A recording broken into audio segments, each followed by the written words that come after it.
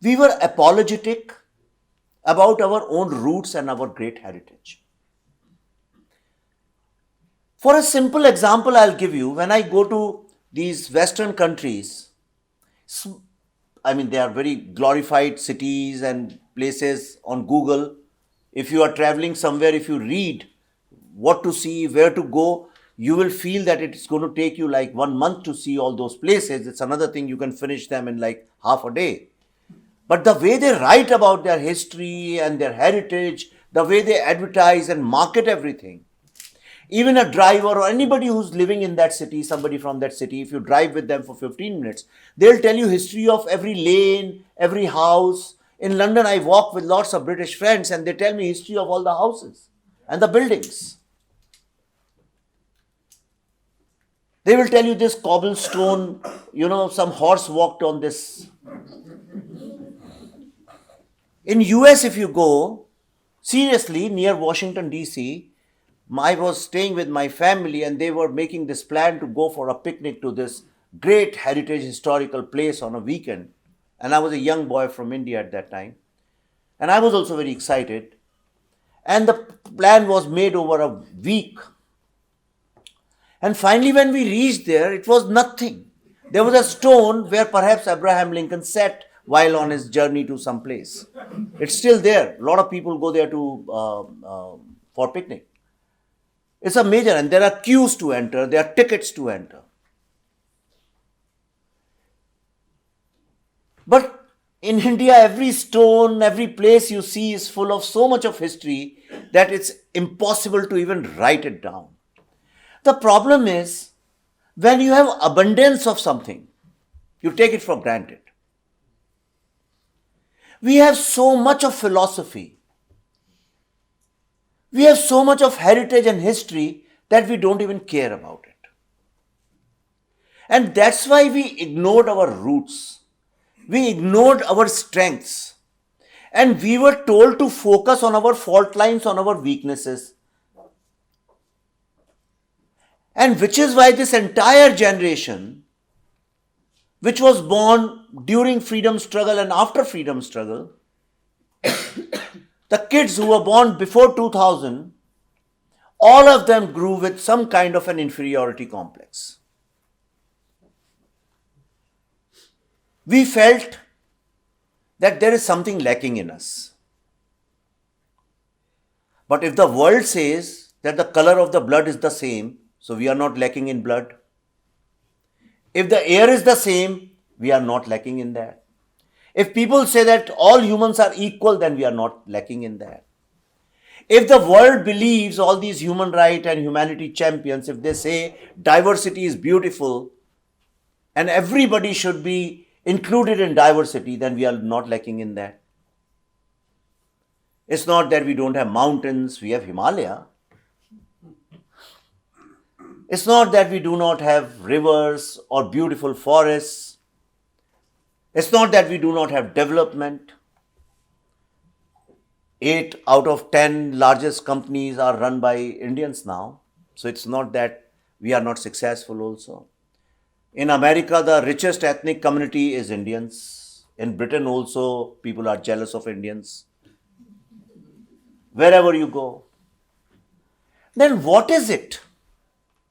Why is it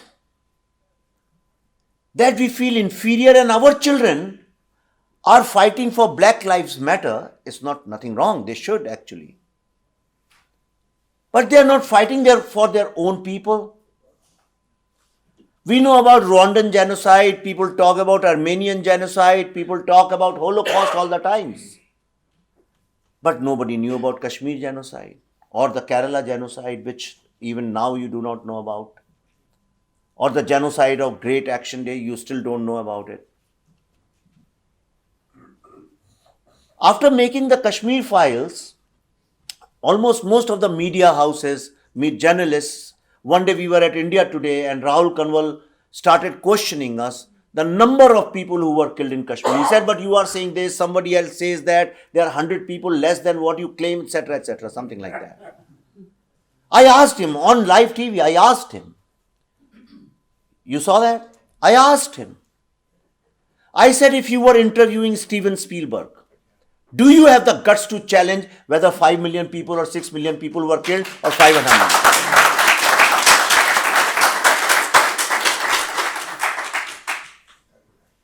I'm going very slow because I want you to understand, so please bear with me. I don't want to talk in bullet points. People are questioning the number of people who were killed. If you meet any Jew, maybe he never suffered in a Holocaust. Maybe he is one of the richest Jews in the world. Maybe he is the most privileged Jew in the world.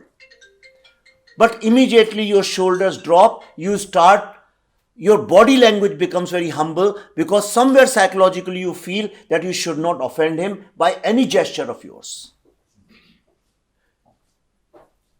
Because your minds are conditioned like that. But if your neighbor is some Kaul or some Dhar or some Pandit, a Kashmiri person living for 30 years next to you, or your colleague who has been working with you for last 30 years, a Kashmiri Hindu, you didn't even know what happened to him. And today, when that truth is out through a movie, then you are saying, no, it's not truth. You are saying it's half truth. You are saying, why didn't you show the other side of the story? Some people are saying it's spreading hate. Somebody is saying it's Islamophobic. Right? The other day, Shekhar Kapoor met me. Have you seen Bandit Queen? Anybody has seen Bandit Queen? Yeah. For those who have not seen, it's a story of a lady dacoit who was exploited, oppressed, raped, gang raped by one Thakur, and then finally she picked up the gun and she took revenge. And Phulan Devi's story. So I met Shekhar Kapoor. He said, Vivek, I'm lucky I made Bandit Queen long time ago. At that time, nobody asked me, why didn't you show Thakur's point of view? The guy who gang raped her.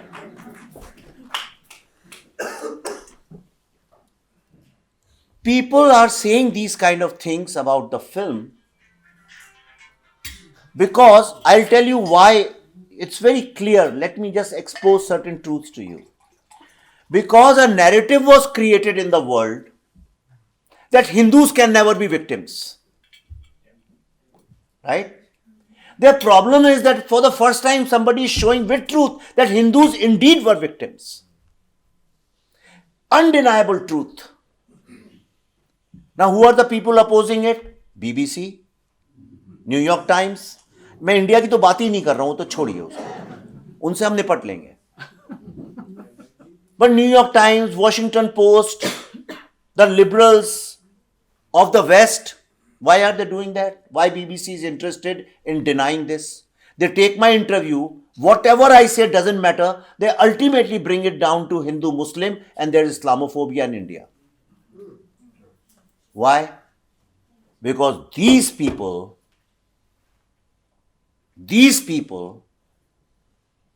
destroyed us. They are the real villains.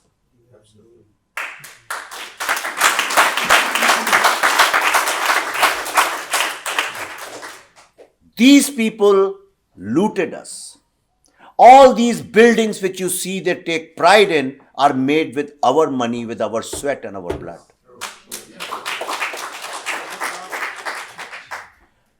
Kashmir's problem is created by Britain. And British Broadcasting Corporation is denying that. And our students, our children are educated by their education system. मैं तो जाना चाहता था, I told Krishna ji, 1 or 2 hours from here is Macaulays Maqbara. I wanted to go and put a cactus over there. It destroyed us, the entire generation. If you don't know English, you feel embarrassed. And I always say, in India, a small town, middle class boy and girls, half of his or her life is wasted in struggling with English. आप देखिए आपका भी यही हुआ हो. And even now, though you speak English, but when a British guy speaks English, you don't know how to match him. Right? But Chinese and Japanese people speak their language. They are neither embarrassed, they don't care. In fact, these people are embarrassed when they go to France because French people are more arrogant than them. We became victims of the West. There is a difference between Mughals and the colonizers. Mughals came, they destroyed our spiritual centers. But these people destroyed our confidence. They destroyed our self-esteem. And which is why entire generation, which I am a part of, grew up thinking there is something wrong with us. If you say anything, they'll say you have a caste problem. They will say you have communal people, you are fighting all the times. They will say you don't have women empowerment. These are the three major things they tell you. I'll tell you why they do that. Because all these problems, the seeds of these problems are created by them. India, about the role of women, if you see our literature right in last thousands of years, you always say Sita Ram. Aap sadak pe jaiye, people say na Sita Ram, Radhe Shyam. Even in a yagya, in a havan, women are always given the better seat and they always perform. In all the Vedas, people talk so much about Vedas. In Vedas, a man cannot perform a havan without a woman. If you know the history of our kingdoms, the wife, Rani, always sat next to the Raja. And Raja always consulted her for all policy making. Shiva is incomplete without Parvati. Our entire subconscious, see, one is consciousness of a society and there is a subconsciousness of a society. In our subconsciousness, they instilled this thought because women, I was just passing through in London somewhere, London or Glasgow, I think, yeah. And they showed us the place where 300 years ago, women were burnt because they were treated as witches. Right? We haven't done that. We had no Parda Pratha. All our goddesses, if you see in the most ancient paintings and sculptures, they wore very little clothes and sheer clothes, which means they had no fear. Saraswati, if you see, the goddess of knowledge, she had a very sheer cloth. That also, I think, came in later parts. Earlier, if you see all these statues and sculptures, you will find that they are almost wearing nothing. It may be an artistic impression, but it simply means that women had no fear. They were equal. Men did not look at them as objects. This objectification in India of women started only when the rape culture was introduced. How is it possible? If the literature reflects the times it is written in, Kashmir Files, if thousands years later somebody will see, will find what was the socio-political conflict in this country. It is impossible. People were not thinking that somebody is going to read me thousands years later, so therefore I should write like this. Why is it that in none of our literature, ancient literature, there is no word like rape? There is no word like divorce. There is no word like blasphemy. Absolutely not. And our women are empowered or not, if you want to see, just look at your own mothers. Look at how empowered she is. The kind of sacrifices she makes. Only an empowered person can make that sacrifice. A weak person cannot. So this fault line of caste and women and communalism was introduced by foreign media and the foreign powers and the think tanks and the policymakers, and they actually started influencing our minds and telling us there's a problem with you, there's a problem with you, and we started believing that there's a problem with us. And the same thing is reflected when the movie comes out. Then they are saying, oh, there is hate in this movie. Where is the hate in this movie? The hate was with people who killed those people. How is showing truth hate? This is Islamophobic. The film doesn't even utter the word Muslim. We made sure, in fact, it was Pallavi's insistence. She said, we must not use the word Muslim and Pakistan in our film, and we did not. In our minds, we were clear we were making a film about terrorists. The film is terror-phobic if somebody says it's correct. But the problem is in their mind. They connect terror with Islam. That's their problem. That's why they think it is Islamophobic. We are not saying it's Islamophobic. And the other side of the truth. We have shown what is the other side. The film is about terrorists versus victims. And we have shown Yasin Malik and Bitta and all these people. That is the other side of the story. We have given them full speeches. They speak for a long time. Why are they assuming that the other side is the Muslim population of Kashmir? Why are they assuming that? Which means in their mind, they believe that. And it's the reflection of their own thinking which they are trying to pass on to others. Now, as a filmmaker, it is very easy for me to suddenly become weak and start surrendering to this and start justifying ourselves. But because I have been a leftist myself, I understand these strategies and these tactics. And that's why I do not surrender to these people.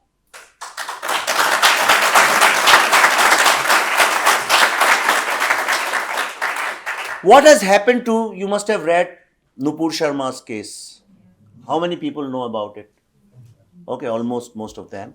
So the spokesperson of BJP in a TV debate, a lot of people were provoking her by abusing Shiva and Shivling. And at that time, she quoted something from Hadith.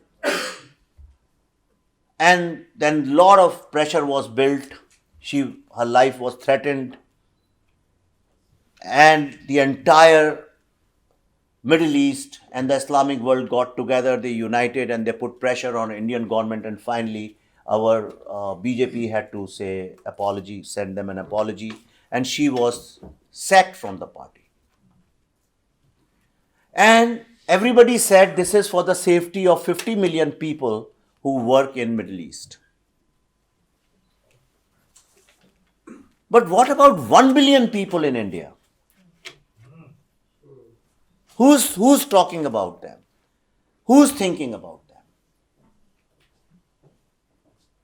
And this is where the problem lies.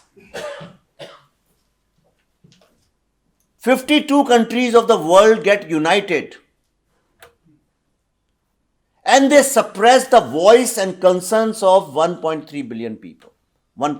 If you say 1.1 billion, 1.2 billion people. And this suppression of voice, we witness, we see it, we don't do anything about it. Because basically we are peaceful people. Because basically we are not aggressive people. We are not fighting for any religion. We are not expanding our religion.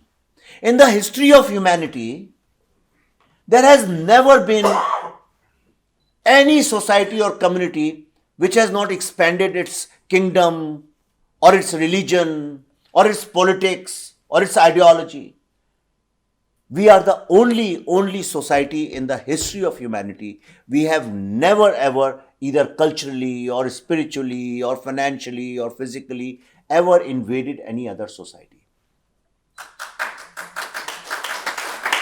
And we are the only society which was ruled for 1,000 years by the minority. You should tell your children about it. Next time when they talk about majority and minority, or your children's friends or anybody at workplace or anywhere questions you on this, what about minority in India, you should tell them that we are the only community in the world which was ruled for 1,000 years by the minority, but yet when we got freedom, we gave them equal rights plus one country.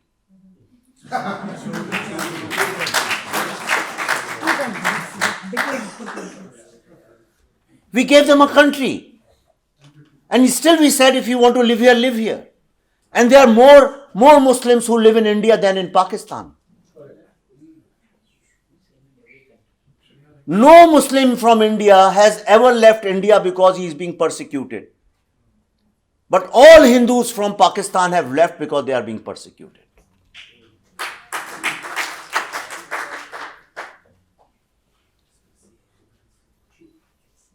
And after that, when Black Lives Matter was happening,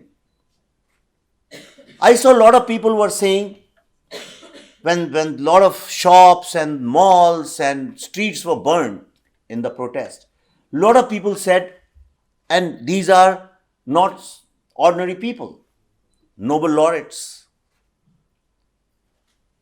the greatest of the politicians, social scientists, human rights activists, organizations, institutions, think tanks. They said it's okay because they have been oppressed for so many hundreds of years. They were enslaved for hundreds of years. It's fine.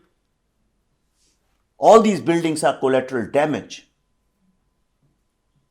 Right?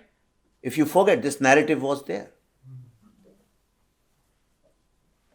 But if you make one mistake, the entire world comes after you, and ignoring the fact that for 1,000 years we were ruled, invaded, raped, looted by minorities. Show that empathy to us also.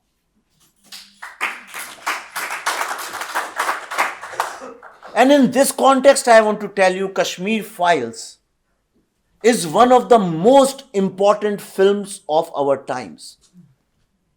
Of all time, I would say. Thank you very much for that.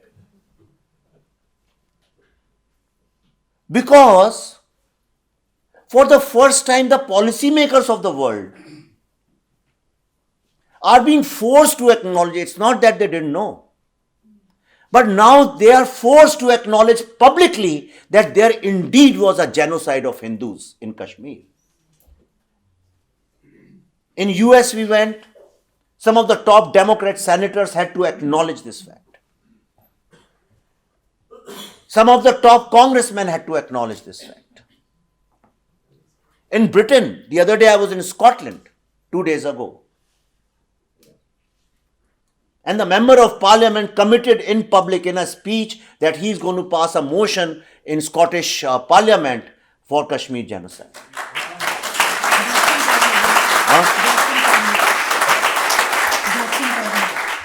Mr. Carlo, he's a member of parliament there. Tomorrow we are going to British Parliament and lots of member of parliaments and lords are going to come. That's exactly what we are going to do there. In Thailand, the Chamber of Commerce, people came and they had to acknowledge this. Why are we traveling all the times? Our film is over, it's out of the theaters, we are done, it's on OTT. Like any other filmmaker, we should just go and make another film. Not making another film is a loss of money. Why are we doing that? We are doing that because it's a historical opportunity we have got. What all these politicians and political parties failed to achieve, what all the human rights champions failed to achieve, this film has done. This film has achieved. So far, even Kashmiri Pandit, sorry, maaf kariyega, lekin even Kashmiri Pandit community was conditioned in such a way that they started calling their own genocide exodus. Exodus happens when there's a drought, there's a flood, then people leave that place. Or they use milder terms like ethnic cleansing. Actually, ethnic cleansing is a positive word. It sounds as if one ethnic community is being cleaned of bad elements. I said no, it was a genocide because according to, I wish you had seen the documentary, but according to the UN Charter, UN definition of genocide, those 10 points, every box is being ticked when we checked it. And that's why we said now we'll make the world admit and acknowledge that it indeed was a genocide. And today all these senators, congressmen, members of parliament, policymakers are forced to admit and acknowledge that it was a genocide.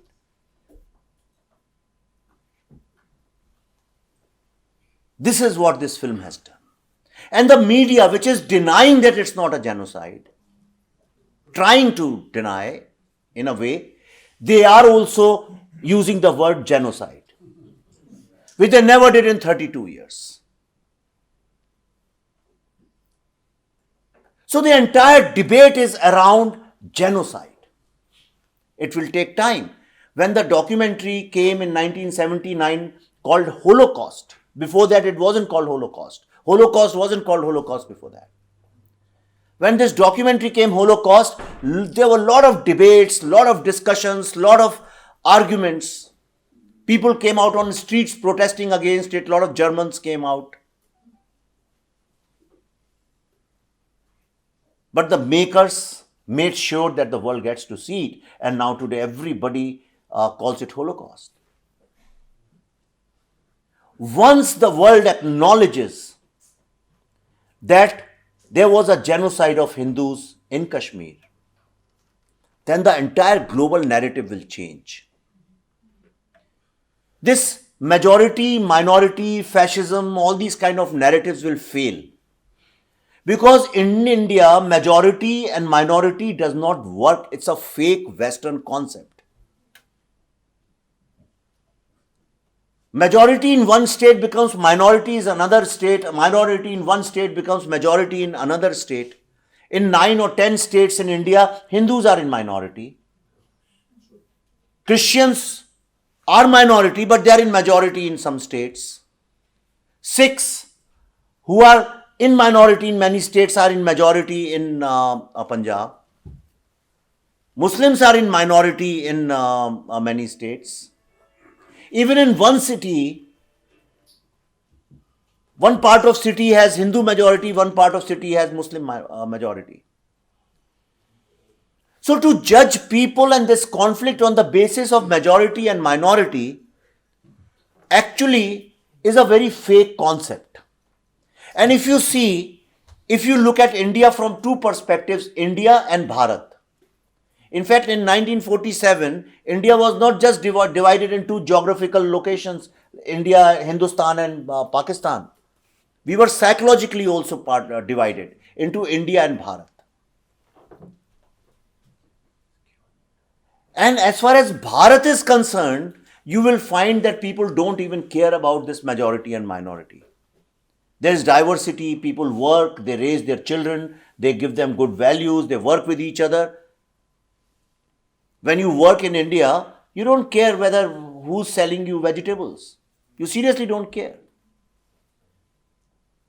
People interact with each other. In one day, you will work with a Hindu, with a Muslim, with a Christian, with a Sikh. Your taxi driver can be a Sikh person. Somebody selling you vegetables can be a Muslim person. Somebody else coming to your house to do something can be a Christian. It doesn't matter. Because the DNA of Bharat is so inclusive and liberal and so plural that it doesn't matter. The problem is with people who are suffering from this thing called secular, the people who belong to India, this British style of structure.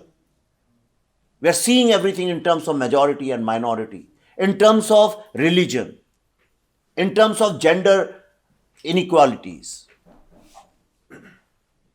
And that's what I am trying to break. I want people to realize that terrorism is the biggest threat to humanity. And there is no other society in the world than India, and especially Hindus, who have suffered from terrorism. There is no other country which has suffered more from terrorism, because in other places terrorism has been incidental. In India, it is continuous. In Kashmir, few days ago, you must have read, somebody was killed. A few days before that, a lady teacher was killed. Before that, one restaurant owner was killed. Before that, another teacher was killed. And it's all, before that, a sarpanch was killed. Then another sarpanch was killed. It is happening almost on weekly basis. And who were these people who were killed? They were Hindus. They were killed because they were Hindus. And that gives me a reason to say that this genocide is the longest continuous genocide. The world must notice it. The world must acknowledge it. That will be the first step towards justice. And we are traveling everywhere, city to city, just to create this awareness. Because this fight is not about today, it is about tomorrow. Today, Nupur has been shut up. They have been continuously trying to shut me up but I don't work for anyone. I don't belong to any party, so nobody can really shut me up.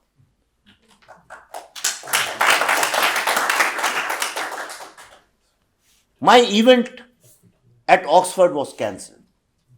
I was invited by the Oxford Union, not by some group or society. Last minute they cancelled it. What did they cancel? Did they cancel me? No, they cancelled you. My voice is your voice. I am giving you voice because your voice is not being heard. Therefore, I am using my own empowerment to become your voice. And they know it very well. When they cancelled me, they tried to cancel genocide of Hindus. They tried to cancel your voice. And therefore, now it's up to you what you do with that. Because if nobody is going to fight about the cancellation, then they'll keep cancelling. Earlier they cancelled Rajiv Malhotra, then they cancelled Subramaniam Swamy. Now they have cancelled me. And tomorrow your son or daughter will grow up, and if they want to work for the cause, they are going to cancel them. And we'll only keep complaining, देखो वो लोग तो कितने united हैं और हम लोगों के साथ तो देखो सब आपस में लड़ते हैं. How long you're going to say that? Most of the faces I see here, you have seen enough life. All of you are matured people. All of you have wisdom. All of you feel for the same cause. If I can take fatwas on my name,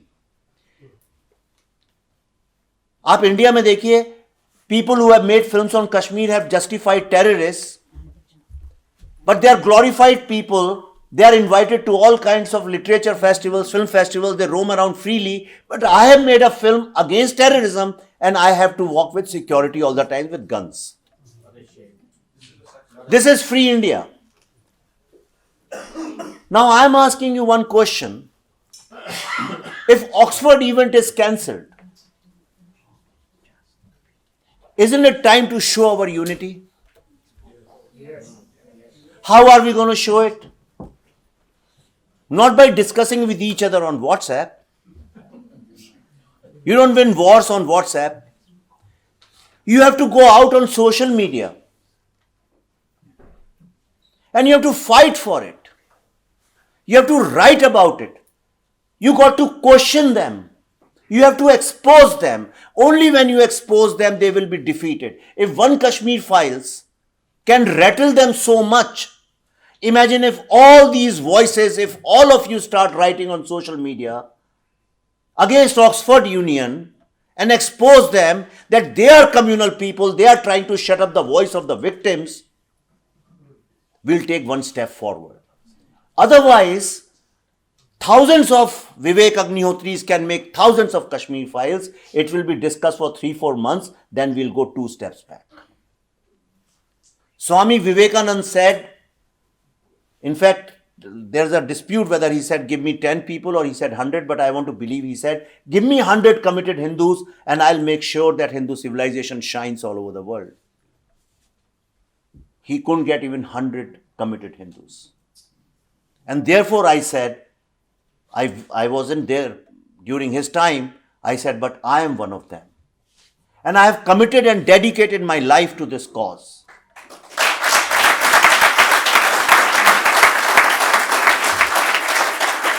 I am not asking you for much. I am not saying give money. I am not saying go and see the film. I am asking for nothing. But this injustice which is being done at Oxford Union, I want you to raise your voice against it. You know why? Because when the first person was cancelled in Kashmir, everybody kept quiet. And today, there are no Hindus in Kashmir. The land of Shiva and Saraswati. It's a matter of shame for every Hindu that it kept happening. We didn't even know about it. But now I'm telling you loud and clear that Oxford Union did this. You have heard about it. You can't even say you didn't know about it. On 12th, it's a Sunday, on the 12th at 2 p.m., I have decided to speak at the Speaker's Corner at Hyde Park. It's the same place from where Karl Marx, George Orwell, Martin Luther King, Mahatma Gandhi, all these people who were cancelled in their own time came and spoke. I want all of you, if you can, to come over there. This should be a show of strength to show our support and commitment to the victims of Kashmir genocide, which are our brothers and sisters, so that in the future, nobody ever dares to cancel even one voice. We have, as storytellers, done our job. Still, we are running every day. We are going to many cities after this. We are not stopping. The Kashmir Files as a feature film is just part of our mission. It's not the end mission.